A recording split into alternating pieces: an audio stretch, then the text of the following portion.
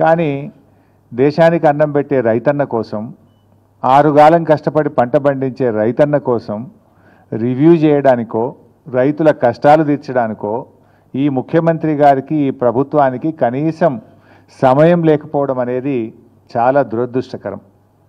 అంటే ఈ ప్రభుత్వం రైతుల పట్ల ఏ పాటి చిత్తశుద్ధి ఉందో ఈరోజు మనకు స్పష్టంగా అర్థమవుతూ ఉంది. ధాన్యపు రాశులను గాలికి వదిలేసి అందాల పోటీలతో అందాల రాసుల చుట్టూ ఈ ముఖ్యమంత్రి గారు, ఈ ప్రభుత్వం అంతా కూడా తిరుగుతూ ఉంది. ధాన్యపు రాశుల చుట్టూ తిరుగుతలేరు, అందాల రాశుల చుట్టూ తిరుగుతూ ఉంది ఈ ముఖ్యమంత్రి, ఈ ప్రభుత్వం. మీ ప్రాధాన్యత ఏంది అని అడుగుతా ఉన్నా.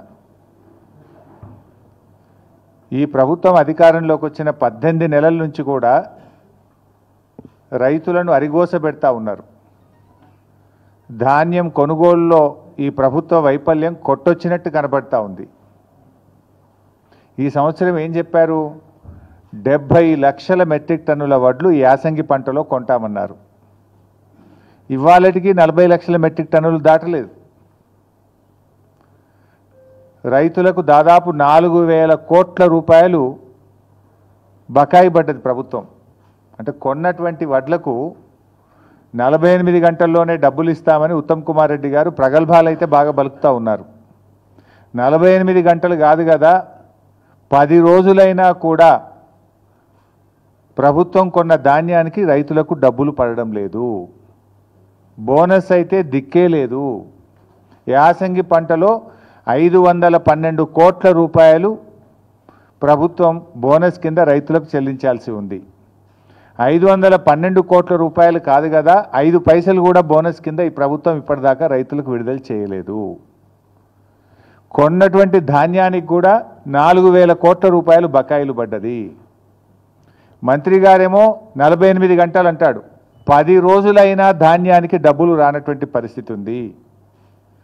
అమ్ముకోవడానికి తిప్పలే, అమ్మిన తర్వాత డబ్బులు రావడానికి కూడా రైతులు ఆ కార్యాలయాల చుట్టూ తిరుగుతూ తిప్పలు పడుతున్న పరిస్థితి ఉంది.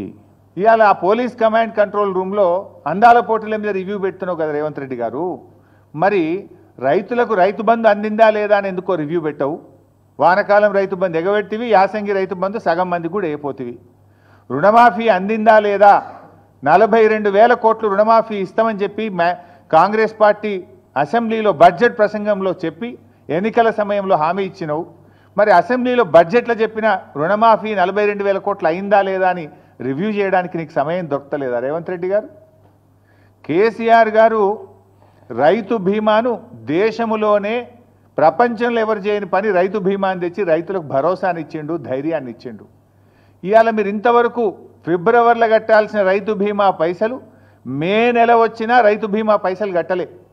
ఇవాళ మార్చ్, ఏప్రిల్, మేలో చనిపోయిన రైతులకు రైతు బీమా డబ్బులు రావడం లేదు. దీన్ని రివ్యూ చేయడానికి రేవంత్ రెడ్డి గారు మీకు సమయం లేదా అని నేను అడుగుతా ఉన్నా. Please subscribe .news.